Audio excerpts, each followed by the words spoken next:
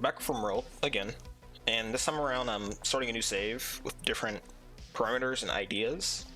But in addition to this, I'm also putting in a new editing style, or trying out a new style, in which I can get 15 days done per episode much more easily, giving you guys more sense of progression with the colony, and also making it so I have less work to do, because in this new style I'm going to be doing a lot more cuts, and disincluding a lot of stuff that you normally would see. So I have two types of cuts and edits I'm going to do in, which are major events where a hostile event's happening, and I'll do a almost live commentary of the whole thing. And then after the major event has occurred, I'll do progress checks in between, which I explain things we've done to the base as a whole that you might want to know, in case, so you know how we got certain resources and alike, without it just kind of appearing out of nowhere. That's pretty much it. So I'll see you guys when I'm on the colonist screen with ideologies and above. I'll also explain the scenario at that point. Okay, quick progress check. This isn't really a real one, but this is just a storytelling in case you're wondering what the difficulty is. We're doing Cassandra Classic again, but with losing is fun, preset on custom with reloading time, because you don't worry about it, but it's mostly because mods can crash anytime. And threat skill 272%, which is a 52% increase because we're playing for Wormwood Magic to make the game a bit harder. Because Magic can make the game easier, so it's a delicate balance to make it so it's not too easy. Because I'm trying to have fun with myself too, while I'm trying to do this. Okay, we finished the character. He's only one guy this time, instead of having Nebula there. Make the series a bit easier to travel with, in my opinion. I usually start with only one character to begin with. But here's his name, Smack Flavor H. Lilia. Flavor is similar to a certain name of the channel, if you can realize that might be somewhat of a self-insert. But basically, 13-year-old, he's starting at 13 because we're playing for RGW and babies and children, and along with smart aging, so in about 80 days he'll be 18 and can have his own kids in the future. But for now, he is to be on his own, but he can recruit people while he's at it. I have checked he's actually straight already. Confidence is really low, but I can deal with that. Make a psychic sensitivity slightly higher. He's incapable of nothing, because that'd make his life harder. His skills are 5 shooting. That's because of his ingrained of his winter burn, so I kept that. 7 melee for burning passion, so you become a very powerful melee fighter. 7 construction with a minor passion, so he can be a builder, because his crafting is a burning passion. That's 7. So he'll become the colony crafter in the future. Minor passion in medical with a 7, and minor passion intellectual with a 7. The rest are 2 if he doesn't have passion in it, unless it's winter burn, which gave him 5 melee, so 5 shooting, so I kept that there. But yeah, it'll be a slightly rough start since his cooking will suck, but he is magically gifted, has quick reflexes, and a quick sleeper. These two being very good traits. In magically gifted, I did start him off with an arcane tomb of power, so he can become an arcane mage relatively quickly. And with that, that's pretty much it. We'll be starting this, we'll be just dropping down now. I'll be back later on after we're done with that, when we're on the Earth and ready for that. Okay, we've dropped down, and we gotta do a couple things real quick, because in this scenario, it won't be like the last one, where, essentially, we'll friends everyone. In this scenario, the Royals, actually I gotta finish the body type again, that happened, not sure how. The Royals, in this case, have detected that he's part of a rare bloodline of people of the Will of H, which he actually hasn't been giving, so... A rare bloodline of people with the acronym H in their last names. Because of this, his tribe was targeted and hunted down by almost every other nation that was violent, pirates alike. They just took full advantage. Even normally good factions took advantage of this scenario, because the Royals were really giving away a lot just to prove that you did do something against these people, or kill them. So essentially his whole race has been, don't know if it's a bad word to say, but genocided. He's still human, but he's left alone, and this is kind of what he has to do to survive. He still managed to get to this Cove Island to hide away from his perpetrators, which he managed to get away from, but before that, he was able to, you know, take a TP with him. Well, actually, let me retcon that story real quick. More like, as an arcane mage, his master left him this book, and along with using a teleportation spell, and told him to bird up all these resources, and then send them off to a place that's super far away. And this is the place that he landed, which is a cove on an island surrounded by water. Very defendable. And like that, he's kind of has to survive on his own now and just manage to pull it off. So the first thing he has to do is read this arcane tome. And if you look right now, we're not enemies of everyone yet, but we can fix that real quick by just adding one part, which is first faction relations, and then make everyone keep natural off. Just make the starting mat. Since most of his home has been destroyed, many factions aren't that hateful towards him anymore, but they are hostile for the time being. They will naturally become friends with him again if he can commit good deeds. But the royals will keep hating him slightly. Well, actually, the royals are able to make a comeback into his. Let me retcon that again. The royals will hate him internally. They just want to make sure his bigger tribe didn't exist anymore, because they considered him a threat, just like a past civilization. So we're gonna equip this, and actually, never mind. Equip this as an offhand. Start him off, and we should be ready now. I'm gonna use the shadow immediately. If you've seen the last series, you know what arcane mages do. Arcane mages have a lot of utility spells that are very powerful as utility, defense, and offense. Shadow basically increases their colonists' abilities as this was like a drug. By Shadow level 3, it's essentially Luciferian. Magic Missile is a ranged ability. It's not very strong, but it is really good against a single target, or taking out a single target. That happens to be quite powerful. Blink lets you teleport anywhere you need to go, not on the map, but with a limited range. But since arcane mages can upgrade this ability, it can become essentially half the map they can TP to for a relatively low mana cost. Finally, there's Summon, which lets him summon things to him. People, objects, or animals. Just anything, kinda, that's allowed to be summoned. And Teleport is an ability that lets him make a drop pod, which, if you've not played Durable, you don't know what that is, but basically, this whole map, I can make a drop pod, and I could have him travel to any of these places around him. If you see quests, you'll see I'm going to use that ability to TP him or other people to that location. And that's all, except Gateway also exists, but Gateway requires him to, well, find a Master Scroll, and we'll explain that in the future. For now, he'll activate Shadow, and I'll come back to when I actually have a base of operations done. Okay. Back into the progress check. We did finish the house. It's a little wooden. We're going to switch out materials for steel if we get it, or it's just sandstone. We could keep the wood indefinitely for the time being, though, in case until we get sandstone or stone cutting researched. Next, after that, we got our farm, which has not been planted down yet since we did just finish the house. The farm will be planted. We're planting peppers first, temporarily, and then we're going to swap the corn.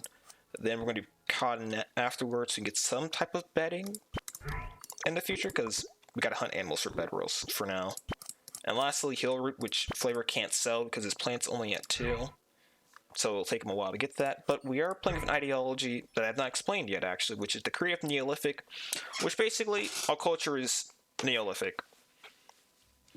Very tribal in nature. It's just the will of age has carried on to their tribe to such a degree that the royals have gotten scared and, vaporized or just taken out and annihilated most of them by putting bounties on us or doing the job directly with knights. And since industrialism is one of our precepts, almost any form of dumb labor that isn't skilled is favored, and it can be done very well. So if he only has a 2 in farming, his farming yield will be increased by 10%, meaning that when these are farmed up, he'll be able to provide for himself for the time being. That's pretty much it now, and I think I'm going to continue off, and this is only day 1 that he finished his shelter. Had to pretty much dismantle a whole entire room to do this. If I could get for an after image over here, I would do that. But if I didn't, then I'm lazy. Alright, so I'm going to do a bit of live commentary for this, but we did just get a quest for the Escaping Rebel, which we're going to accept them, because it's pretty much a chance to get some free royalty gear, if we're lucky. We'll have to run over here. Apparently this swap has an infusion, which I'm going to check out right now, which lets him deal 500% more extra blunt damage with his rifle. but he only does stab damage, so that's fairly useless. Grab one over here.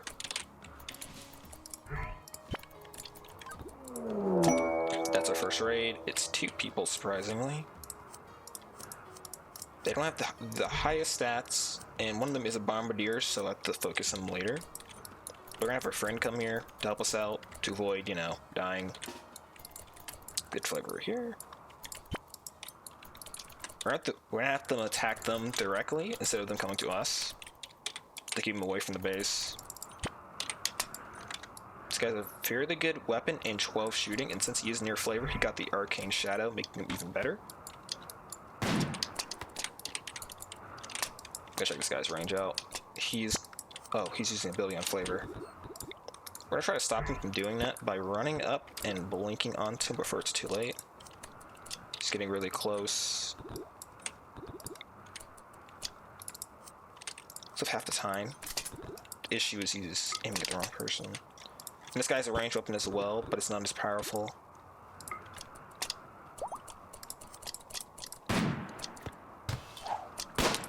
Tried interrupting it. We did not. We got hit in the leg. We're gonna try to run away now before the bomb blows up, because they're running from it too. Flavor gets hit again. We're gonna try to get him at. We're trying to get the blink out of the blast radius as soon as possible, because we do not have any form of protection essentially. Okay, Flavor's safe now. And tend to his own wounds while he's fighting. This guy's trying to go down. He got his right arm and left arm and right leg blown off. Luckily our ally's fairly strong. He killed one of them. They dropped Luciferium. Flavor tended to his wounds, but I'm gonna have him drop his steel Akaiwa, because I think it's actually causing more harm than good right now. Because he's not a very good fighter yet, so his dual wielding is ruining him. We're gonna have him run up to get closer, so distract him from Flavor, who he is now aiming at. So Flavor can get closer. Upgrade his blink so he can like blink from a farther distance and do it faster. TP directly onto him, and Flavor took him out. That was the first raid, and got a little dangerous. Flavor could have almost died there in the run, but it's fine. He dropped Fairy Dust, which is not addictive the first time you take it, so we're going to take that for Flavor immediately. And since Rukasa is basically done with his job, we're going to let him just help out the colony. He'll haul that gold in, and the Go Juice, and also these Imperial. We're not going to put on any more excess than we need, because we're not allies with anyone, so we can't really do much trading. Can pick all this up? I guess he doesn't want to. Okay, don't worry about picking that up. And you can drop that. Pick up that gold instead. We're gonna wait until the ship comes here and then end the quest, and then we can go back to just to progressing. There it is. As soon as he's done, you can go in there. And like that. Quest is finished. Flavor has taken some injuries, but with the Will of H trait, he should be fine, because he'll regenerate twice as fast as normal, and the Arcane Shadow does increase his blood filtration, which means that he'll recover from wounds faster as well. So just give it some time. He's now also a Crown Rat, so he can trade with the Rebels, but the Rebels consider us our enemy right now still. Only because they needed someone to rescue him by emergency, so they had to trust the one guy in a shed. Well, relatively good build shed, but still nonetheless, probably an uncomfortable situation for the Rebels. Not for us so much. He's gonna rest up, which is gonna kind of hinder us because we gotta plant all these, so I am going to first him awake, and I'll be back when there's another progress check. I feel like telling you guys, or a major event.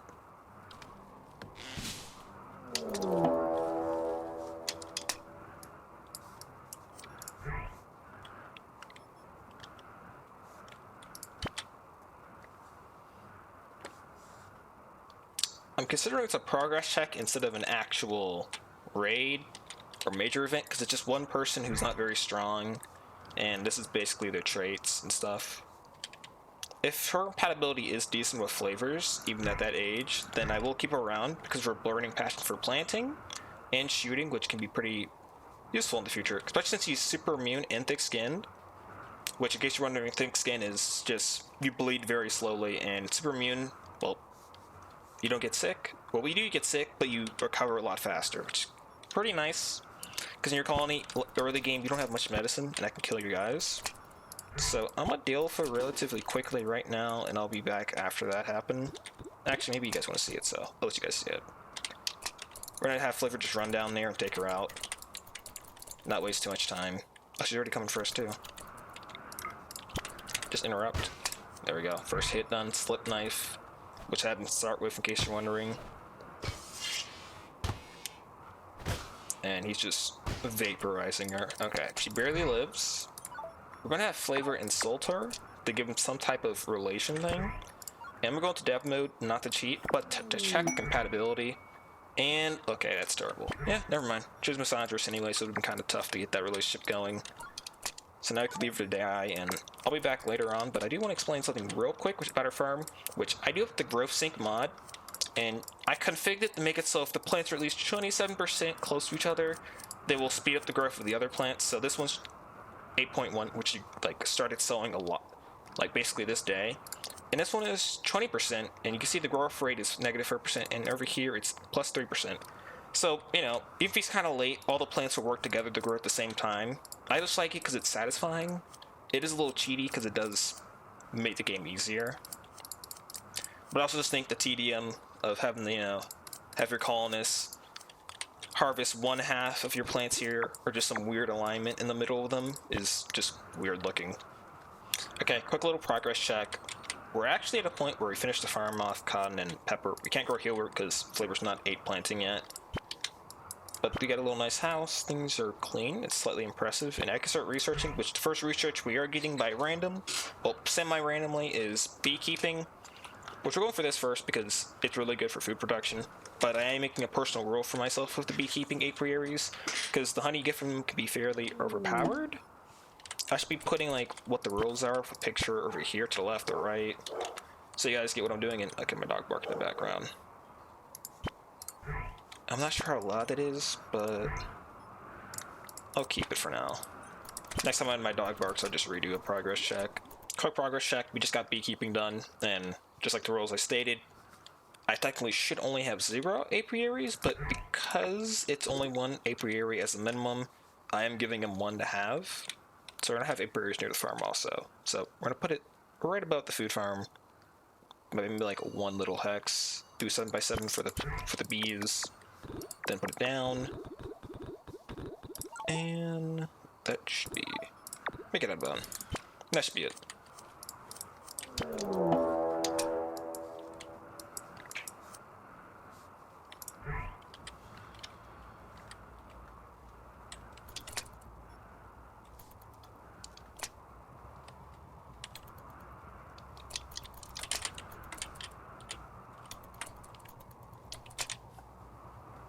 Alright, so this might be the last thing that happens for the end of the episode, because we're on day 11, so for more days after this. But, this guy is raiding us, a single person again. They're Killian, which is kind of against the whole multi-generational thing I'm trying to do, where there's kids coming around, because these guys are... basically, they're like derfs in other fantasy universes sometimes, where they just kind of come out of the ground, or just exist. Similar to how goblins come out of mushrooms and orcs, too. That's what killer runs are like in this universe, so... or this mod. So I'm just gonna go over there and kill him real quick with Flavor, since he's still a bit stronger than most people who come here normally. With almost no weaponry, and he's only has 4 melee, and he's dual wielding, which makes his battle even weaker. And it's a purr knife with a light club, so... this should be done fairly quickly. Yeah. Flavor comes in, stuns him somehow for bruise. And now he's about to kill him. This guy didn't even get the chance to attack. And when he did get attacked, he got parried by Flavor immediately. And he's dead. Or, well, relieved him to die at least. He has a nice mask, which I honestly wouldn't mind stealing, so Flavor's gonna take it. And then start hauling. And that's, yeah. He's gonna die here, and we're gonna act like we didn't see anything happen.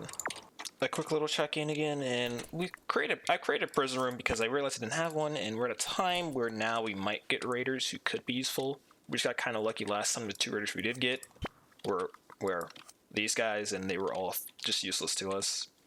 So now we have an actual prison room that could be turned into a guest room if we do rescue someone, which would be pretty nice. Alright, this is because I thought it would look really cute, but yeah, this is the cursed animal girl mod. I'm not talking about these. They are cursed, like I said earlier. But apparently baby ice fairies look like, you know, pixies, so just want to show that off. That's kind of all I wanted to say, so I'm gonna dip again. Also, we're on day 13, so one more day and we'll see what happens.